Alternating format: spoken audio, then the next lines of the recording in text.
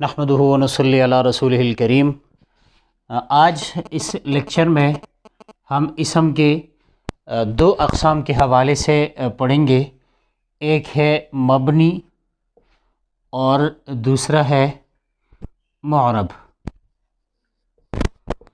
مبنی یہ وہ اسم ہے جس کے آخر میں عامل کی تبدیلی کی وجہ سے کوئی تبدیلی نہیں آتی، یعنی اس پر پہلے جو بھی عامل داخل ہو آخر جو ہے وہی ایک ہی حالت پہ رہے گا۔ مثال کے طور پر جاء ہؤلاء،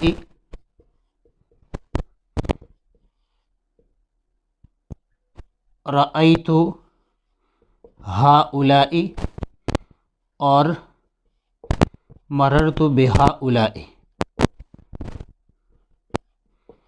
اب اسم میں آپ دیکھیں ان تین مثالوں میں جاء یہ فعل ہے، اور عربی قاعدے کے مطابق، عربی گرامر کے مطابق فعل کے لیے فاعل کی ضرورت ہوتی ہے۔ اور دوسری بات یہ ہے کہ فاعل جو ہے وہ مرفوع ہوتا ہے، یعنی اس پر یا تو رفع ہوگا یا تنوین، یہ دونوں صورتیں، یا بعض جگہوں پہ حرف کے حوالے سے بھی ہے، لیکن یہاں پر ہم صرف حرکت کے حوالے سے پڑھیں گے۔ تو اب یہ دیکھیں جاء فاعل ہے اور ہؤلاء اس کے لیے فاعل ہے، تو گرامر کے اعتبار سے فاعل جو ہے یہ مرفوع ہوتا ہے، لیکن اگر آپ دیکھیں تو اس پر رفع نہیں ہے بلکہ اس پر کسرہ نظر آ رہا ہے، جر نظر آ رہا ہے، زیر نظر آ رہا ہے۔ تو اسی طرح اگر یہاں پر آپ دیکھیں رأیت، تو یہ رأى فعل ہے اور یہ تو ضمیر جو ہے یہ فاعل ہے اور یہ فعل ہے، یہ واحد متکلم کا صیغہ ہے، مطلب میں نے دیکھا۔ اب کس کو دیکھا؟ ہؤلاء، ان سب لوگوں کو، ان لوگوں کو میں نے دیکھا۔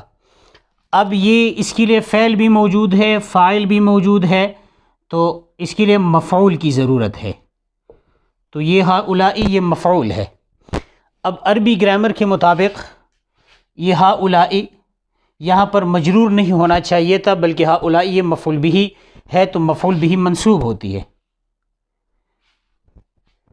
تو یہ مثلا یہاں پر حمزہ پر نصب ہونا چاہیے تھا، کسرہ نہیں ہونا چاہیے تھا۔ اور تیسری مثال میں مررت بہؤلاء، یہ با اگر آپ دیکھیں تو یہ حروف جارہ میں سے ہے، 17 حروف ایسے ہیں جو اسم کو جر دیتے ہیں جب اسم پر داخل ہو، مثلا باللہ، بالبیت، بالسقف، تو با کی وجہ سے آخر میں جر آتا ہے۔ تو ویسے یہاں پر جر تو اصولی طور پر ہے کیونکہ با حرف جر اس پر داخل ہے، لیکن اگر اس اب دیکھیں تو یہ حالت رفعی ہے، یہ حالت نصبی ہے، دونوں صورتوں میں اس پر آپ کو اب دیکھیں تو اس پر جر نظر آ رہا ہے۔ اب اس پر یہ حرکت عامل جو ہے وہ تبدیل ہوا، یہاں فعل عامل ہے، یہ فاعل کا تقاضا کرتا ہے، یہاں رأیت دونوں فعل اور فاعل موجود ہیں، مفعول کا تقاضا کرتا ہے، لیکن عامل کی تبدیلی کی وجہ سے پھر بھی آخر میں ہؤلاء کے آخر میں کوئی تبدیلی نہیں آئی۔ اور جب اسم کی ایسی صورتحال ہو کہ عامل کے بدل جانے کے باوجود آخر میں کوئی تبدیلی واقع نہیں ہوتی، تو اس قسم کی اسم کو ہم کہتے ہیں مبنی۔ اور اسم کی دوسری قسم جو ہے یہ معرب ہے۔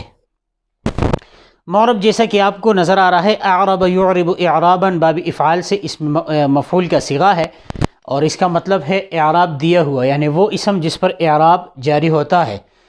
تو اس میں یہ ہے کہ عامل کی تبدیلی کی وجہ سے تینوں اعرابات یہ جاری ہوتے ہیں۔ مثلا یہی عامل میں لگا دوں اور اس کے بعد اس میں معرب لگا دوں، اگر آپ دیکھیں تو جاء رجل، میرے پاس ایک مرد آیا، ایک شخص آیا۔ رأیت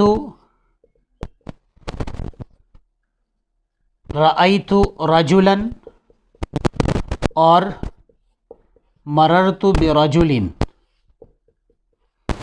اب اس میں دیکھیں یہاں پر جاء فعل ہے اور رجل جو ہے یہ فاعل ہے، آپ کو نظر آ رہا ہے، یا اس پر تنوین ہے، رفع والی تنوین۔ تو جاء کے لیے چونکہ فاعل چاہیے تھا اور فاعل مرفوع ہوتا ہے تو یہ بھی مرفوع آیا۔ یہاں پر عامل تبدیل ہو گئے، رأیت فعل اور فاعل دونوں موجود ہے، لیکن اس کے لیے مفعول کی ضرورت ہے تو ہم نے مفعول لایا اور یہ منصوب ہے۔ اور یہاں پر حرف جر ہے مررت برجل، تو آخر میں جر دیا بحرف جر کی وجہ سے.